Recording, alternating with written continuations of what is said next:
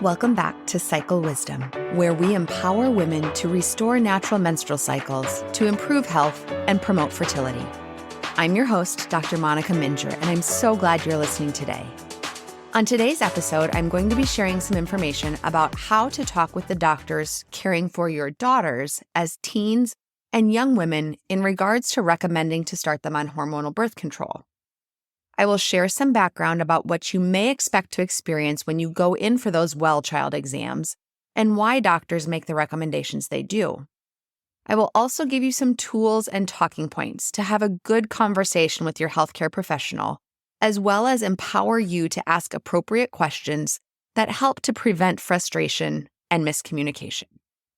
So let's start off today with a story about a past client of mine. Now, this patient came to me and her daughter's name was Stephanie. Now, Stephanie and her mom had been to their pediatrician's visit last year, and it had been recommended that she start on oral contraceptive pills because she was having irregular periods. Now, her mom, who happened to be in my office, was concerned because Stephanie's upcoming 15-year-old well visit was just around the corner.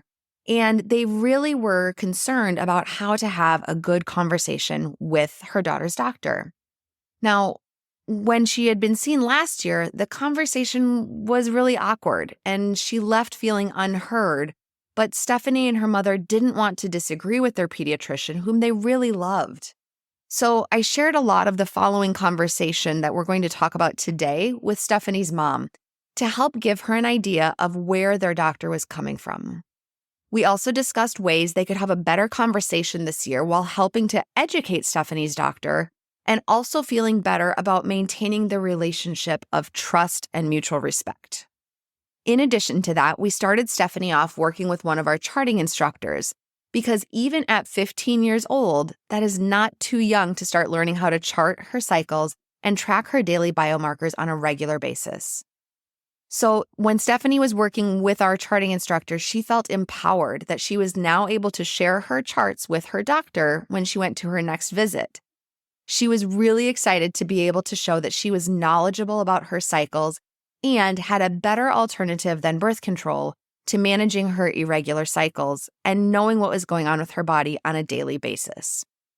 So let's talk a little bit as far as some background as to why your doctor or your pediatrician may be just reaching for birth control as the only option when they talk to your daughter. So typically, if doctors are taught anything about fertility awareness methods, it's typically the rhythm method. And we are basically taught in medical school that fertility awareness methods or natural family planning or rhythm method just doesn't work. So the problem with this, as we know, is that fertility awareness methods are so much more than the rhythm method. The more modern ways of tracking your cycles are really focusing on that scientific evidence of daily observations in a way that allows us to utilize that as medical background as a part of our history taking to get more information about what's going on with your cycles. Unfortunately, one of the other things that we find out in medical practice, as well as throughout all of our training and residency, is that a lot of patients don't tell us the full truth, especially teenagers. We are often taught or learn that teens will lie to us and to their parents about when they become sexually active. Because of this, doctors, especially those who work with young adolescents, are taught to start patients on pregnancy prevention before it's even on the radar for teens.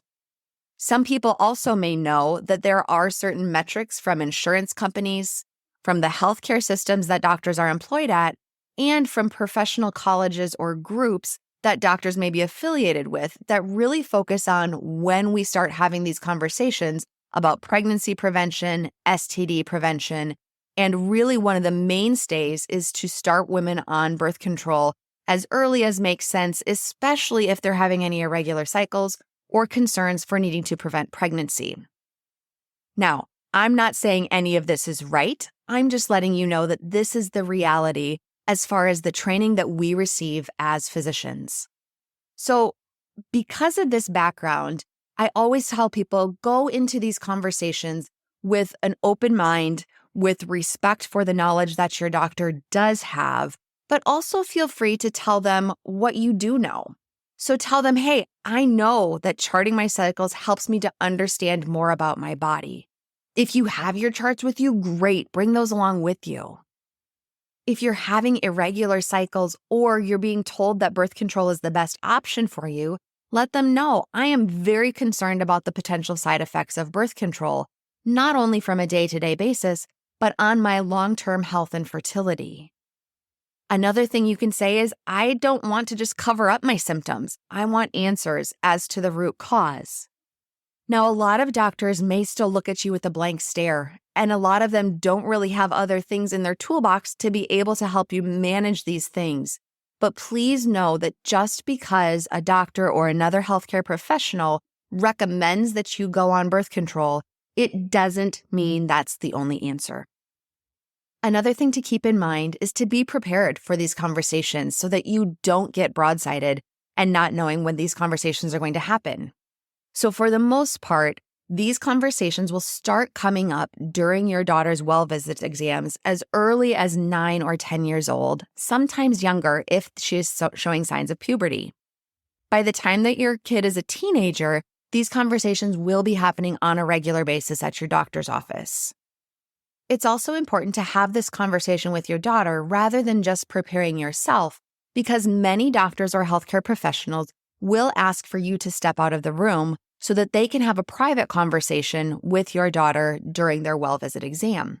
Now, you can certainly always politely decline to step out, or even better, just say, you know what, my daughter and I are very open about these conversations. I would love to be a part of this conversation as long as she is comfortable doing so. If your daughter allows you to stay in the room, then no problem. So one thing that can also be helpful when you are preparing for these conversations to know they're coming up is practice beforehand. Practice what you're going to say. It may take a little bit to feel comfortable with this, but maybe saying something like, hey, my daughter and I have discussed this a lot. We both strongly believe in the importance of avoiding hormonal birth control.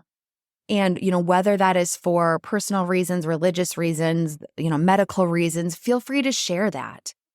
Make sure that you also include, what you're doing instead. So say, hey, we are using fertility awareness methods. This is very important to us.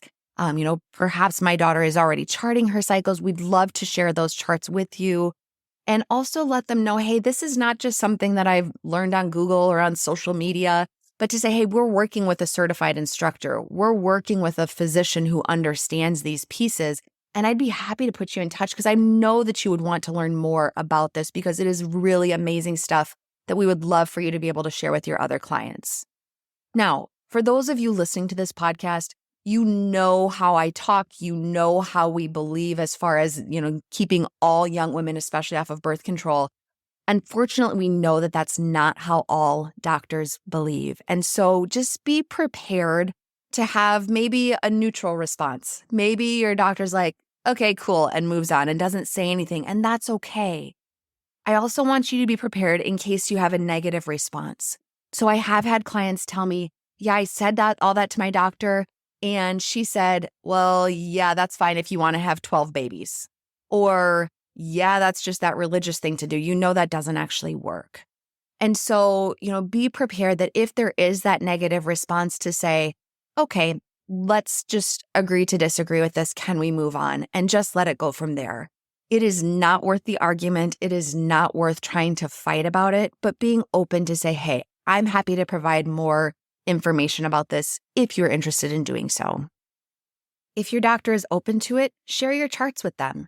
Be prepared to orient them to your charting. So doctors do not learn this in medical school. We don't learn how to read a fertility awareness chart during any point in our training, whether that's medical school, residency, or any other stage of education, unless we have that additional training, or if you have been working with another healthcare professional who knows these methods. So just give a brief overview. Say, hey, these red stamps show this is when I'm bleeding. This is the time when I have a fertile window. These are the days that are dry. And you can see I'm having cycles that are very regular.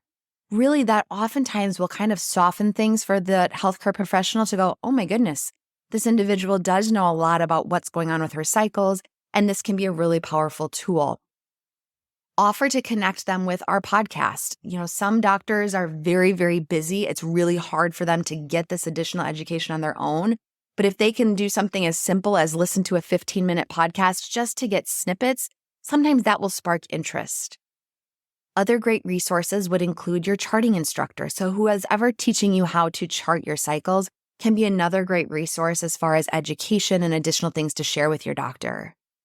My other two favorite resources in order to help educate healthcare professionals would be Natural Womanhood, which is a great online resource. They also have a podcast, but they have a ton of different blog posts that doctors can search for all the information they need.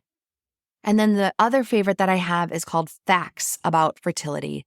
Now, Facts About Fertility is all focused on educating healthcare professionals in ways that are scientifically based. They have lots of different research studies that are on there, as well as generalized overviews that helps doctors to learn more. In addition, they have continuing medical education credits available for doctors that are interested in learning more about these methods and how to apply those things in their daily medical practice. Now, as a last-ditch option, if you have a healthcare professional who is just very resistant to working with you, maybe they've given you that negative response, or maybe you don't feel listened to, it is okay to find a different healthcare professional.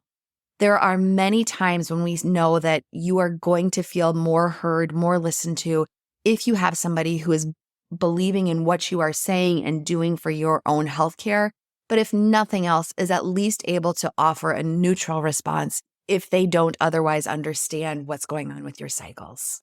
If you need more information or advocacy for what's going on with your cycles as a teen, there are tons of great national programs that are available.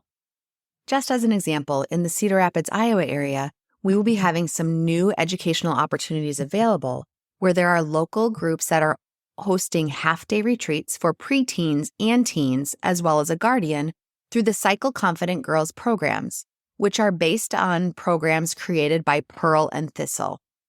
These programs will teach girls about what will happen when they start their cycles, as well as provide basic education regarding menstrual cycle literacy and helping to teach young women what is normal and when it's appropriate to seek care from a qualified healthcare professional who understands more about appropriate evaluation and treatment of their cycles.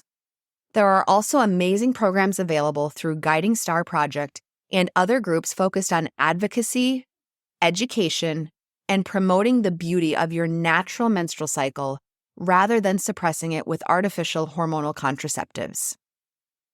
Imagine if you had an empowering conversation with your healthcare professional at every encounter regarding your preferences, regarding the evaluation and management of your cycles, as well as those of the other women in your life.